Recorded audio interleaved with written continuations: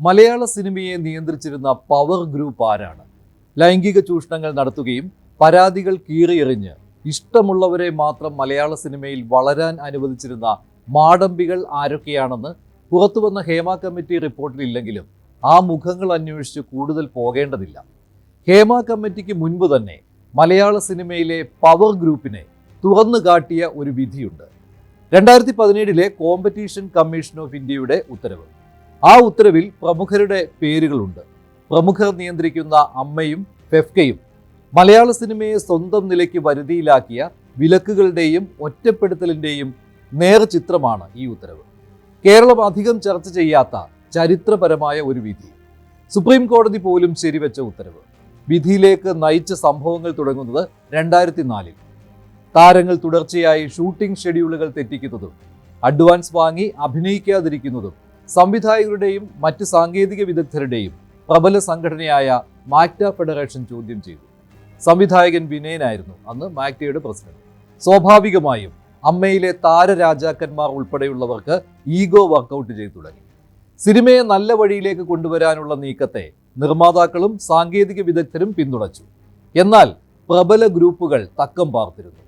വിനയന്റെ നേതൃത്വത്തിൽ cinema forum എന്ന കൂട്ടായ്മ തുടക്കക്കാർക്ക് അവസരം നൽകി മുന്നോട്ട് പോകാൻ തുടങ്ങിയപ്പോൾ അമ്മയിലെ പ്രമുഖർക്ക് ഇരിപ്പുറപ്പില്ലാതായി. മാക്ടയിലെ പ്രമുഖ സംവിധായകരുമായി അവർ ഒന്നിച്ചു. അങ്ങനെ മലയാള സിനിമയിൽ ഒരിക്കലും കാണാത്ത കുതികാൽ വെട്ടിലേക്കും വിലക്കുകളിലേക്കും ഷൂട്ടിംഗ് സെറ്റുകൾ മാറി തുടങ്ങി. 2008 തർക്കങ്ങളും സംഘർഷങ്ങളും പതിവായിരുന്നു. നിമിത്തമായത് അന്നത്തെ പ്രമുഖൻ ദിലീപ്. ഉള്ളാട്ടിൽ ഫിലിംസിൽ നിന്ന് ദിലീപ് അഡ്വാൻസ് വാങ്ങുന്നു. കരാർ ലംഘിച്ച ദിലീപ് അഭിനയിക്കില്ലെന്ന് പ്രഖ്യാപിച്ചു. സംവിധായകനെ മാറ്റിയാൽ മാത്രം സഹകരിക്കാമെന്ന് ദിലീപ്. മാക്ട ഫെഡറേഷൻ വിനയന്റെ നേതൃത്വത്തിൽ ഇടപെട്ടു. ദിലീപ് കാണിക്കുന്ന തോന്നിവാസം അനുവദിക്കില്ലെന്ന് മാക്ട. സിനിമാ ലോകം അങ്ങനെ രണ്ട് തട്ടിലാകുന്നു. അതുവരെ ഒന്നിച്ചു നിന്ന മാക്ട ഫെഡറേഷനെ രണ്ടാക്കാൻ അമ്മയ്ക്ക് കിട്ടിയ അവസരം ഒറ്റ രാത്രി കൊണ്ട് വിനിയോഗിക്കുന്നു. തലേന്ന് വിനയനൊപ്പം വാർത്താ സമ്മേളനം നടത്തിയ ബി ഉണ്ണികൃഷ്ണനും സിബി മലയിലും സിദ്ദിഖും ലാലും ജോഷിയും അങ്ങനെ സംവിധായക പ്രതിഭകളും മറ്റ് സാങ്കേതിക വിദഗ്ധരും ഫെഫ്ക എന്ന മറുസംഘടന രൂപീകരിക്കുന്നു. അമ്മയിലെ പ്രമുഖർ ആശംസ നേരുന്നു. ഒപ്പം നിൽക്കണമെന്നുള്ള പ്രമുഖരുടെ നിർദ്ദേശം പാവം സാങ്കേതിക വിദഗ്ധർക്ക് തള്ളാൻ കഴിഞ്ഞില്ല. വിനയനോടും മാക്ടയോടും സഹകരിച്ചാൽ സിനിമ കിട്ടില്ല എന്ന മുന്നറിയിപ്പ്. അമ്മയും ഫെഫ്കയും സർക്കുലറുകൾ ഇറക്കുന്നു. വിനയനുമായി സഹകരിക്കുന്നവരെ വിലക്കുന്നു. വിനയന്റെ സിനിമയുമായി സഹകരിച്ച അഭിനയ ചക്രവർത്തി തിലകനെ ക്രിസ്ത്യൻ ബ്രദേഴ്സിൽ നിന്ന് കട്ട് ചെയ്യുന്നു. നടൻ ക്യാപ്റ്റൻ രാജുവിനോട് അമ്മ വിശദീകരണം ചോദിക്കുന്നു. ജയസൂര്യയോട് വിനയന്റെ പടത്തിൽ നിന്ന് പിന്മാറാൻ ആവശ്യപ്പെടുന്നു. വിനയന് 1 ലക്ഷം അഡ്വാൻസ് നൽകിയ നിർമ്മാതാവ് PA ഹാരിസിനോട് പണം തിരികെ വാങ്ങാൻ ആവശ്യപ്പെടുന്നു. വിനയന് നൽകിയ 50,000 രൂപ അഡ്വാൻസ് തിരികെ വാങ്ങാൻ നിർമ്മാതാവ് കണ്ണൻ പെരുമുടിയൂരിനോട് ആവശ്യപ്പെട്ടത് സിബി മലയിൽ, ബി ഉണ്ണികൃഷ്ണൻ, ഇടവേള ബാബു എന്നിവർ. ഡ്രാക്കുള സിനിമയോട് സഹകരിച്ചതിന് ആർട്ട് ഡയറക്ടർ സാലു ജോർജിനെതിരെ അച്ചടക്ക നടപടി. നടി മേഘ്ന രാജിന് വിലക്ക്. മലയാള സിനിമയുടെ കാരണവരായ മധുവിനോട് പോലും വിനയന്റെ സിനിമയുമായി സഹകരിക്കരുതെന്ന് ആവശ്യപ്പെടുന്നു. അമ്മയും ഫെഫ്കയും ചേർന്നുള്ള ഈ വിലക്കുകൾക്കെതിരായ വിധിയിൽ ഈ പറഞ്ഞ കാര്യങ്ങളെല്ലാം ശരിയാണെന്ന് പറഞ്ഞിട്ടുണ്ട്. കോമ്പറ്റീഷൻ കമ്മീഷനിൽ വന്നപ്പോൾ ഒന്നാം എതിർകക്ഷി അമ്മ, രണ്ടാം കക്ഷി ഫെഫ്ക, 3ഉം 4ഉം 5ഉം കക്ഷികൾ മമ്മൂട്ടി, മോഹൻലാൽ, ദിലീപ്, 6ഉം 7ഉം കക്ഷികൾ FEFKA director union, production executive union. അമ്മയും ഫെഫ്കയും ചേർന്നാണ് മലയാള സിനിമയെ നിയന്ത്രിച്ചിരുന്നതെന്ന കണ്ടെത്തൽ നടിയെ ആക്രമിച്ച സംഭവം ഉണ്ടാകുന്നതിന് മുൻപുള്ള 13 വർഷത്തെ കാര്യങ്ങൾ വിലയിരുത്തിയാണ്. എന്താണ് ഈ വിധിയുടെ പ്രാധാന്യം? 1.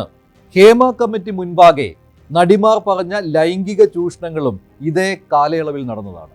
2. മലയാള സിനിമയിലെ പവർ ഗ്രൂപ്പ് ഏതാണെന്ന് തുറന്നു കാട്ടിയ കോമ്പറ്റീഷൻ കമ്മീഷനും ഹേമ കമ്മിറ്റിയും വിരൽ ചൂണ്ടുന്നത് ഒരേ ആളുകളിലേക്കാണ്. കോമ്പറ്റീഷൻ കമ്മീഷൻ പേര് സഹിതം ഇവരുടെ വിവരങ്ങൾ വിധിയിൽ ഉൾപ്പെടുത്തിയിട്ടുണ്ട്. ഹേമ കമ്മിറ്റിയിൽ അതില്ല എന്ന് മാത്രം. 3.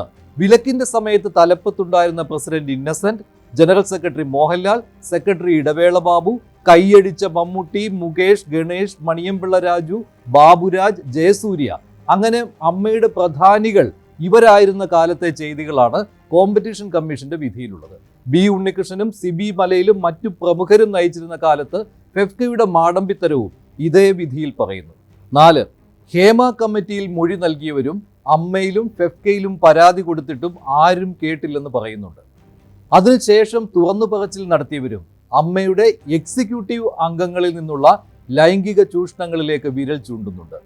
പരാതി വായിക്കുന്നത് അവരാണെന്നും പറയുന്നു.